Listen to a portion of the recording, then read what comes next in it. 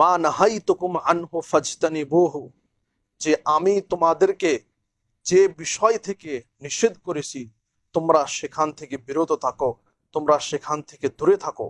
ওয়ামা আমারতুকুম বিহি ফাফআলু মিনহু মাস্তাতাতুম, এবং আমি তোমাদেরকে যা আদেশ করেছি সেটি তোমরা বাস্তবায়ন করো, সেটির আদেশ মানো, তোমাদের যতটুক সাধ্য সাধ্য অনুযায়ী তোমরা মানার চেষ্টা করো।